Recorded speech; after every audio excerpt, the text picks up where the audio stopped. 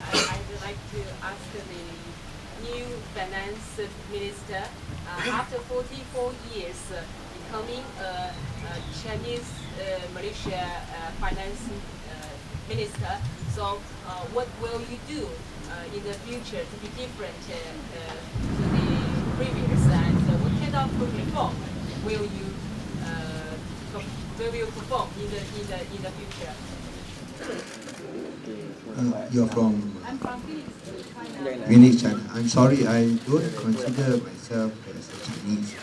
I am a Malaysian. So I do not know that it has been 44 years that long. Thank you for counting for me. As I said, we are all Malaysians here. And I think our focus will be to help Malaysians to ensure that Malaysians are not left out.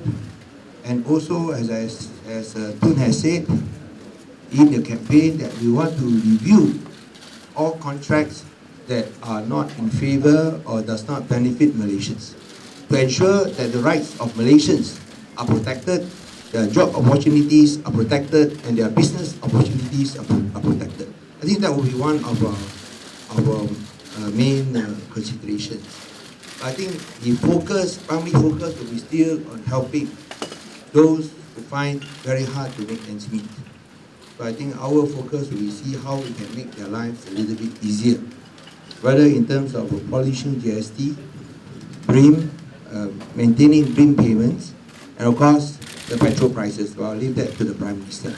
Well, in the first place, Malaysia will maintain friendly relations with all countries of the world, not favor anyone. We will be free to be criticized and to criticize the countries. Secondly, with regard to all those contracts, we will review them to see how they favor us.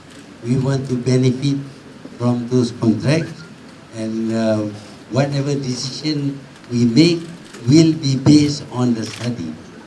And thirdly, of course, for the setting up of the cabinet, we will do it in as soon as possible.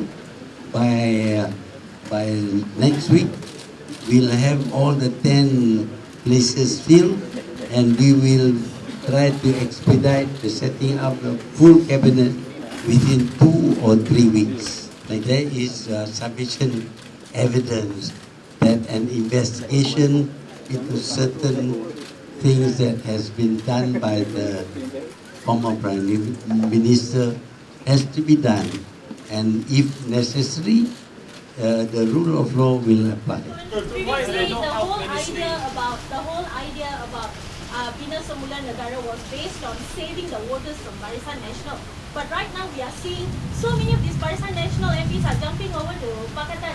So is there a deadline for this, or are we going to see Pakatan just becoming another Barisan 2.0? When are we going to close the doors on that? Because the voters did not vote for that, they voted for Pakatan. By taking them in, is it fair to the voters? Yeah. The previous law, the previous government was led by certain leaders. Of course, a lot of people have to follow their leaders. But if they forswear their previous allegiance and they are free from any charges, and they want to join any of the parties or to become independent but support the party, we will accept them. But each case will be studied as to their involvement in the previous government. So is there a possibility they might be given any positions in the cabinet, or that will be reviewed? Lots of possibilities, but I can't determine what the possibilities are at this moment.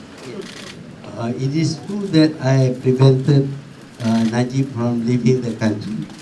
As far as I know, he and his wife, I'm not aware of any other people. There are, all the ministries are there, but we can't, like saying abracadabra and everything happens. It takes time. We have to study those people. We have to know their qualification, their fitness for whichever ministry, and we have also to think that we are a 4-party coalition, and all the 4 parties must be represented in the cabinet. At the same time, we are conscious that many factions, many, even races are involved. We don't want to be seen to be governed by, some people might think that it is governed by one race or the other. So all these things have to be taken into consideration in the appointment of the ministers, which is why we need to take a little bit of time. What we have decided is that we will seek pardon from the king. This process is has certain rules and regulations which we have to adhere to. So we will expedite this as soon as possible for his release and for his pardon. As to his role in the future, of course, that will be determined by the party. Tun, are you going to remove the 1MDB Auditor General's report from the OSA? What's that? 1MDB Auditor General report. Well, we have to do that. In fact, I have given instruction already to the police to make remove the restriction placed on it by the Official Secrets Act.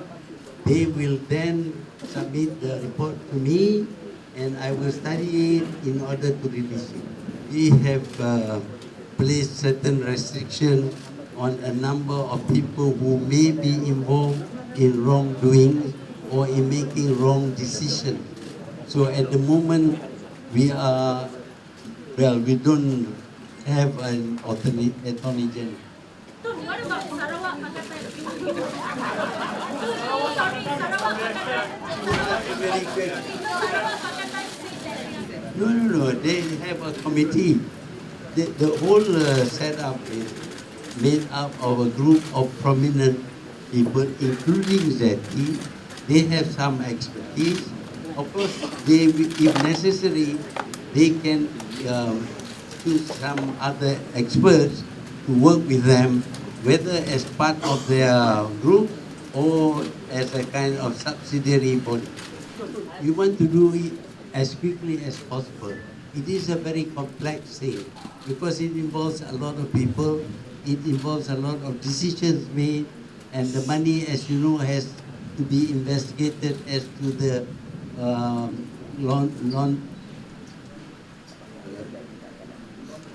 laundering, as you know, and we have to contact America, Switzerland, Singapore, and